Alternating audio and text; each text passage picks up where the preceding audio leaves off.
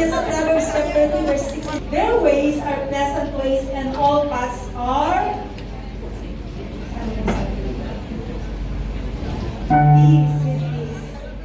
Ito pa bang isang pangako ng Diyos sa bawat isang usalin? Ito pala. Number 6:24-26, paborito ko din ito po. The Lord bless you and keep you. The Lord makes His face shine on you and be gracious to you. The Lord turn His face toward you and give you peace. Maging sa Jeremiah 32